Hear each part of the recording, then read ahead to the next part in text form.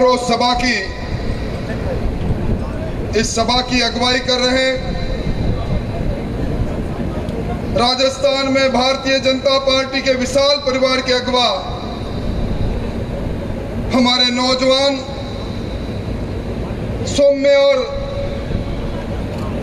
बड़ी तेजी से कांग्रेस को परास्त करने के लिए अपनी नई भूमिका में आए प्रदेश अध्यक्ष सीपी जोशी साहब, हिंदुस्तान की सबसे बड़ी पंचायत में हम सब की पहचान बने। पूरी दुनिया जब दूरदर्शन पर लोकसभा की कार्रवाई देखती है तो कहती है ये कुसुमल पाक पहनने वाला सांसद कहाँ का है, तो जवाब मिलता है बीकानेर का। ऐसे हमारे सांसद अर्जुन जी, आपके तेज तरार विधायक भाई बिहारी लाल जी, सुमित जी, इस ऐतिहासिक नगर की प्रथम नागरिक महापौर सुशीला जी, आदरणीय जालम सिंह जी, विजय जी, भाई महावीर जी, माधवराम जी, दशरथ सिंह जी, नारायण जी और सभी सम्मानित मंच इस जन आक्रोश सभा में जन के आक्रोश की अभिव्यक्ति बने। इस बीकानेर के गांव-गांव, ढाणी-ढाणी से आए हुए भारतीय जनता पार्टी को जानने और मानने वाले मोतियों से महंगे कार्यकर्ता बंधुओं और किसान भाइयों, मैं मेरी बात प्रारंभ करूं उससे पहले मैं अर्जुन जी को बधाई देना चाहूंगा। अर्जुन जी, ये आने वाला चुनाव ये महाभारत है और इस महाभारत में आज आपको युधिष्ठिर और मिल गए हैं। और जब युधिष्ठिर और अर्जुन और शिवलाल जी अपनी तेजी दिखाएंगे तो निश्चित तौर पर इस कांग्रेस की हालत बहुत ही पतली होने वाली है। भाइयों, मैं बचपन से इस बीकानेर से में आता हूं। मेरे पिताजी यहाँ प्रशासनिक पदों पर रहे और बचपन से सुनते आए हैं बीकानेर प्रसिद्ध है। यहाँ के महाराजा गंगा सिंह जी ने उस वक्त जब कोई सोच भी नहीं सकता था, हिमालय का पानी इस राजस्थान में लेकर आए। आज 16 जिले अपनी प्यास बुझा रहे हैं। ये बीकानेर अपने इतिहास से प्रसिद्ध है। यहाँ के किलों के अंदर मर्यादाओं से लेकर पराक्रम का इतिहास है। बीकानेर के रसगुल्ले जग प्रसिद्ध हुए, नमकीन जग प्रसिद्ध हुई, पर यह प्रसिद्धि आज भी कायम है भाई लोगों, आज भी कायम है। और आज कायम इसलिए कि बीकानेर अब बड़े गैंगस्टर की आश्रय स्थली बन गया। बीकानेर के गैंगस्टर अब सरकार के मिनी मुख्यमंत्री बने। एमएलए को भी कह रहे हैं, धमकी दे रहे हैं, धन बहुत कमा लिया, धन दे देना वरना किसी तरफ से गोली आ जाएगी। आज रंगदारी के इस खेल के अंदर जब लाडनू के विधायक से रंगदारी वसूल करने के लिए यहीं से ताना बाना बुनकर को गैंगस्टर चौथ वसूली करना चाहता है, गंगानगर के विधायक से वसूली करना चाहता है, आम आदमी की हालत क्या होगी। कलंक लग गया उस बीकानेर पर जो शांति और अमन के लिए प्रसिद्ध था। किस जगह से कौन आदमी क्या वारदात कर दे, मुझे तो बड़ा अफसोस है। अरे और तो और जसनाथ जी के मंदिर से 1.5 क्विंटल का छतर ले जाए, आभूषण ले जाए और ना रहे बांसुरी, ना बजे बांसुरी, साथ में सीसीटीवी कैमरा ले जाए। ये कल्ला जी जो अपने आप को अल्लाह से कम नहीं समझते, कल्ला जी के परिवार में चोर चोरी करके ले जाए। कल्ला जी अधिकारियों को कहते रहे वो चोरी भी बरामद नहीं हो, कौन रखवाला होगा। मैं जिस जगह पर बैठ रहा हूँ, बोल रहा हूँ, उसके ठीक सामने यहाँ संभाग के आईजी भी बैठे हैं, यहाँ एसपी भी बैठे हैं। बड़े अफसोस के साथ कहता हूँ, उनकी रुचि इसमें नहीं कि अपराधी और अपराधियों में भय हो। उनकी रुचि इस बात पर है कि यह भ्रष्टाचार की गंगोत्री बह रही है। इस लोकतंत्र में जो बड़ी कुर्सियों पर बैठे हैं, जो मंत्री हैं, जब वही लूटने में लगे हैं, खनन में लूट रहे हैं, रॉयल्टी में लूट रहे हैं, तो हम क्यों पीछे रहे? ये चोट वसूली करने वालों के दफ्तर के सामने मैं मेरी बात कह रहा हूं। आज इस बीकानेर के कांड से हमारी देश की सुरक्षा पर खतरा आ गया।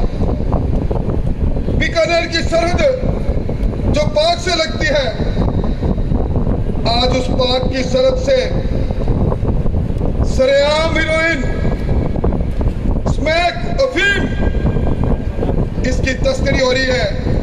कोई सरकार से पूछे, ये सरकार ये तो बताओ, ये तो सरहद है, इसके इंटेलिजेंस की चौकियों को आपने क्यों बंद कर दिया? सरकार के पास उत्तर नहीं, क्योंकि सरकार की सरपरस्ती इनसे मिली हुई है। आज इस बीकानेर का वन क्षेत्र सुरक्षित है देश में सबसे ज्यादा। यहाँ बैठे हैं आपके सांसद महोदय, ये जिप्सम की अवैध इस खनन के काम को अगर इसी तरह अंजाम होता रहा तो आपके इलाके में पेड़ नहीं मिलेगा। सारे खनन माफिया सरकार की सरपरस्ती में सारे वन को खा जाएंगे। इस बीकानेर के अंदर आज इस बात के लिए भी बीकानेर राजस्थान में जाना जाता है, सर्वाधिक इस बार बीकानेर जिले के अंदर किसानों के साथ नाइंसाफी हुई। नहरबंदी का आलम तोब है, पशु के सामने जीवन संकट खड़ा है और सबसे कम सिंचाई का पानी मिला, सबसे ज्यादा किसान की बारी पिटी, सबसे ज्यादा किसान की फसल तबाह हुई, तो दूसरी जगह नहीं इस बीकानेर के किसानों की हुई।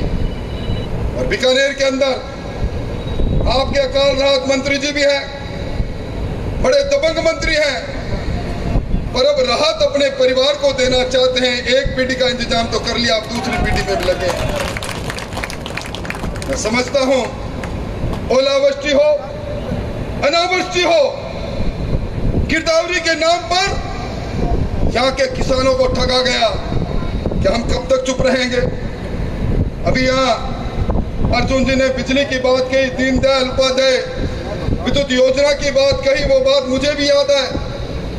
पूरा बीकानेर संभाग आपको धन्यवाद देता है अर्जुन जी। अगर आप बीच में नहीं आते तो वो सारी राशि लैप्स हो जाती। पर आज बिजली की हालात क्या है? यहाँ बिहारी जी बैठे हैं, यहाँ गोदारा जी बैठे हैं। आपको याद होगा पिछली बार विधानसभा में मुख्यमंत्री जी ने बड़ी जोर से घोषणा की थी कि इसी 1 अप्रैल 2023 से राजस्थान के किसानों आपको 8 घंटे से ज्यादा बिजली और दिन में मिलेगी। रात की बिजली का बात भूल जाओ। कहां है बिजली? हमने सुना था अंधेरी नगरी चौपट राजा। मैं गांव की बात तो मैं क्या करूं? हमारे नगर घंटों घंटों अंधेरे में डूबे रहे। इन्होंने कहा था हमें बिजली के दाम नहीं बढ़ाएंगे। कोई इनसे पूछे ये फ्यूल चार्ज का क्या मामला है? इस बार बिल आएगा तो बिखर जाके देख लेना। 33 पैसे बिजली के दाम हर यूनिट के बड़े मिलेंगे। बिजली का बिल जो भारतीय जनता पार्टी में वसुंधरा जी के समय में जितना बिल आता था, उसी घर के लोगों से कहूंगा दिसंबर 2018 का बिल निकाल लेना जाकर और इस दिसंबर का निकाल लेना। अगर दुगना बिल नहीं हो तो जिंदगी में जहां कहीं भी मिलो कहना एक झूठ बोलने वाला 6 फुट 2 इंच का इंसान जा रहा है। क्या कहा इन्होंने? और शिव जी ने सही कहा। क्या कहा था इन्होंने? सुमित जी आपको याद होगा, इन्होंने कहा मार्च 2022 तक बिजली के जितने भी आवेदन पत्र किसान के हैं, मार्च 2022 तक उनको आने वाले 3 महीने में सबके कनेक्शन करेंगे। हो गया कनेक्शन आपका? आज 1.5 2 साल से डिमांड नोटिस जमा है और कनेक्शन करने के लिए सीपीजी जो टंकी योजना है उसमें एक कंपनी को ठेका देना था। कंपनी का निविदा में नाम आया नहीं तो 6 बार उसको पोस्टपोन किया। 2300 करोड़ का टेंडर 3900 करोड़ में हो गया। और मैं कहना चाहता हूं बिजली मंत्री आपके यहाँ के हैं, किसान के दिल पर तो बिजली कड़कती है और उनके घर में तो उजाला ही उजाला है। बिजली खरीदी गई। पिछले साल मैंने विधानसभा में भी कहा था, मेरे सवाल का जवाब दो मंत्री जी। मैं आंकड़ा रख रहा हूं आपके कागज से, 14,000 करोड़ की बिजली खरीदो। बिजली खरीदनी चालू करो आप। 4 रुपए 80 पैसे से खरीदो 17 रुपए तक। वही बिजली तो 4 रुपए 80 पैसे में मिलती है, 17 रुपए में खरीदी जाती है। कितने हजार करोड़ भाइयों। मुझे कोई कह रहा था कि बड़े बड़े होटल आ रहे हैं। मैंने कहा कहां से आ रहे हैं? पहले तो किसी और के थे, अब कई मंत्री जी के आ रहे हैं। भाई ये सारा माजरा है क्या? इन्होंने आरोप लगाया। अभी अडानी जी के लिए दिल्ली के अंदर संसद के अंदर सीपी साहब खड़े थे। मैंने सीपी साहब का भाषण सुना, मातम विभोर हो गया। पर सीपी साहब जिस अडानी की बात को लेकर कांग्रेस के लोग संसद को चलने नहीं दे रहे थे, मैं पूछना चाहता हूं, राजस्थान के अंदर सिंगल टेंडर 1042 करोड़ के कोयला खरीदने का टेंडर 18,000 करोड़ प्रति टन में इस अडानी को देने का काम किसने किया? अशोक जी क्यों किया आपने? अडानी तो आप कह रहे हो कि आप अडानी से अच्छा नहीं मानते, तो 1 लाख बीघा जमीन क्यों दे दी? ये कभी जीजाजी के माध्यम से कोलायत की जमीन को लूटते हैं, कभी अडानी जी को जमीन देते हैं सोलर के नाम से और फिर हम पर आरोप लगाते हैं। इस बार का बिल और देख लेना, शिव जी देख लेना, इसमें 1 करोड़ लिखा हुआ है। अडानी टैक्स है 7 पैसे प्रति यूनिट का, यह हालात है।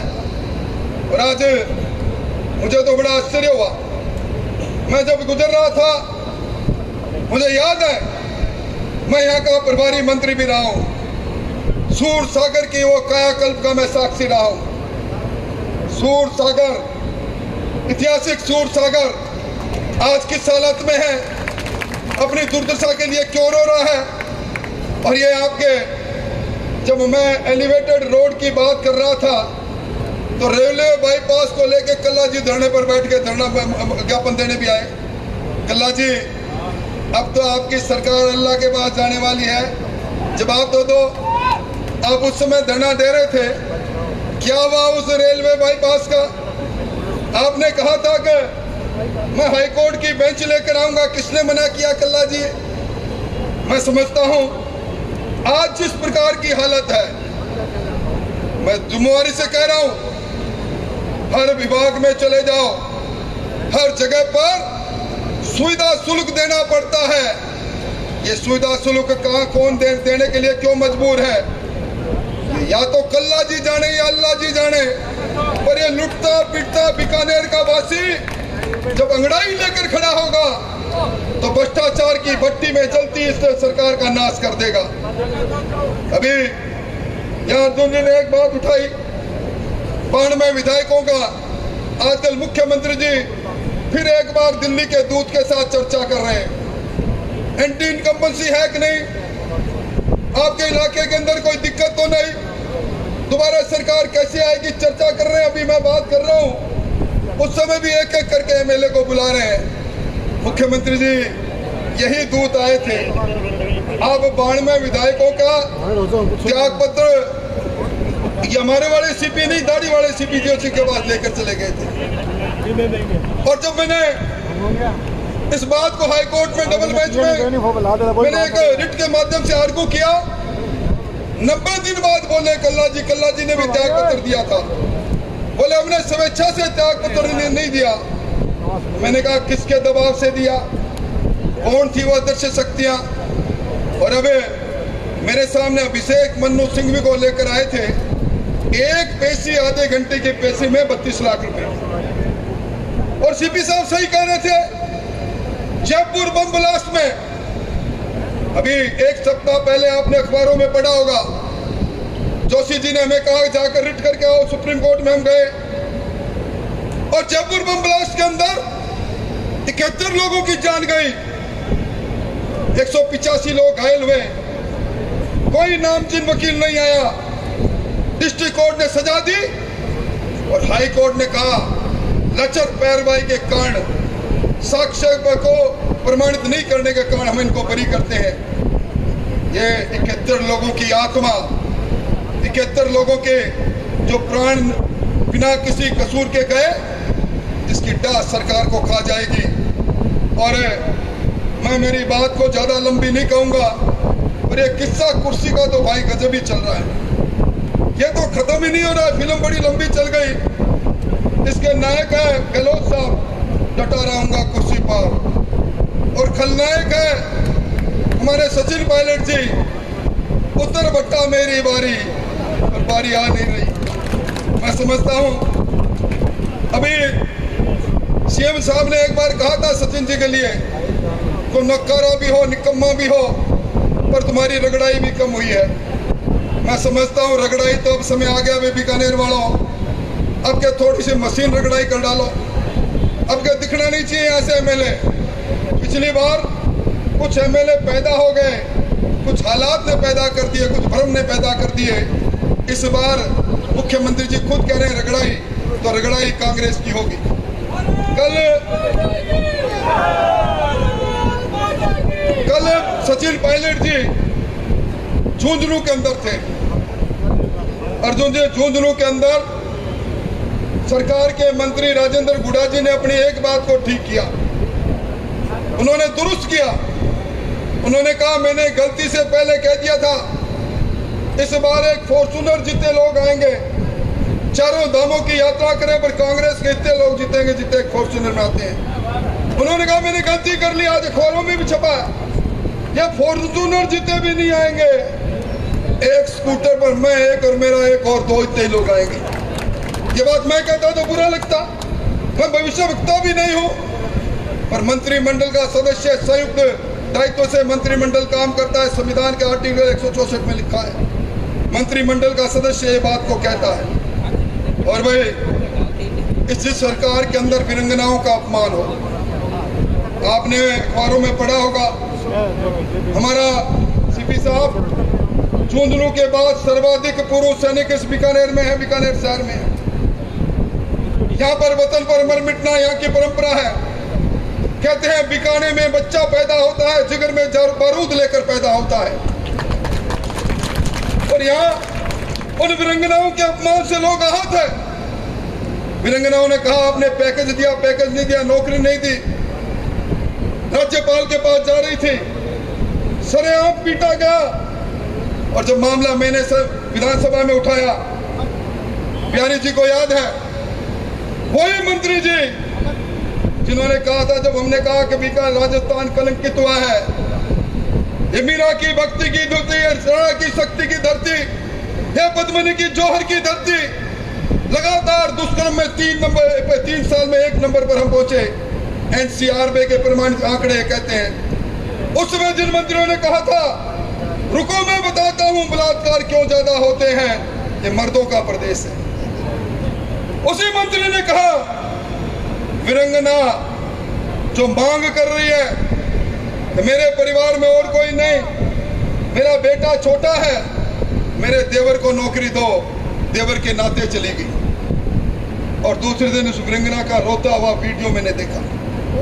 हमारे यहाँ इस प्रकार की परंपरा नहीं है, हम किसी के चरित्र पर उंगली उठाते हैं, वो उंगली को टूटना पड़ता है, गलना पड़ता है, कटना पड़ता है। इसलिए भाइयों मैं तो यही कहूँगा और आज एक और बात को कहते हैं मेरी बात को समाप्त करता हूं। ये जो नौकरियों की लूट के बारे में हमने कहा था, रीट की चीट के बारे में कहा था, लुटते पिटते नौजवान के बारे में कहा था, रोज पेपर लीक होते बारे में कहा था, मुख्यमंत्री जी ने बड़ी सफाई दी थी।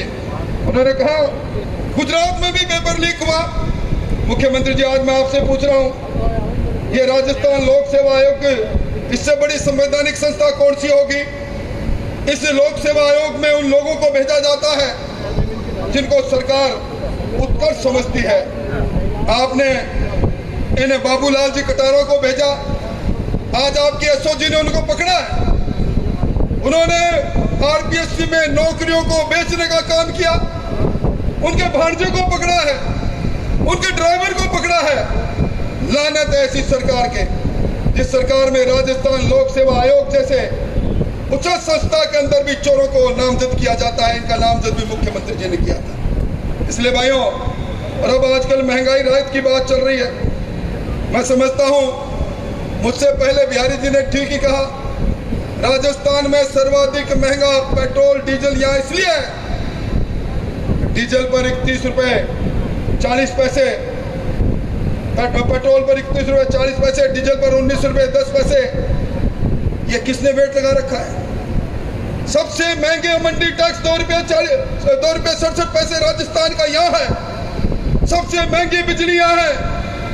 अरे महंगाई राहत पर खैरात बांटने की बात कर रहे हो? ये राजस्थान स्वाभिमानियों का प्रदेश है। अब कह रहे हो 100 यूनिट बिजली फ्री लेनी है तो आओ मेरे कैंप में। अब कह रहे हो महिलाओं आओ, मैं स्मार्ट टेलीफोन दूंगा। अब कह रहे हो जब सरकार आचार संहिता से 6 महीने दूर है, अन्नपूर्णा की किट दूंगा। गहलोत साहब, अब आपके दिन लद गए। राजस्थान के आवाम ने आपके चेहरे से नकाब को खींच लिया है। अब समय इस बात का है, समय का काल चक्र घूमेगा। वोट की चोट से इस सरकार को परास्त करने का काम हम सबको मिलकर करना है। आज इतनी बड़ी संख्या में मैंने पहली बार देखा है इस बीकानेर को, बीकानेर को परिवर्तित करते देख रहा हूं मैं। मुझे कई सालों से सार्वजनिक जीवन में हूं, कुछ चेहरे पढ़ना भी आता है। जब चेहरों पर निगाह जाती है तो लगता है मन में कसक भी है, मन में गुस्सा भी है, मन में बदला लेने की इच्छा शक्ति भी है। बस समय का इंतजार है, वो समय आएगा। सीपी जोशी साहब की अगुवाई के अंदर, ये बीकानेर के अंदर हम नया राजनीतिक इतिहास रचेंगे। इन चोरों की विदाई होगी, चोरों लुटेरों की सरकार की विदाई करेंगे। आओ इसी संकल्प के साथ हम सब लोग, सीपी साहब ने कहा ना सोए हैं ना सोने देंगे। इस सरकार के इस मखमली प्रबंध में इतने कांटे डाल देंगे, सरकार एक दिन भी चैन से नहीं सोएगी। इन सब बातों को कहते अपनी बात को समाप्त करता हूं। और मैं समझता हूं हमें, आप हम सब लोग एक हैं, कार्यकर्ता एक हैं, इसलिए मैं नारा दूंगा, आवाज दो, आप कहोगे हम एक हैं। आवाज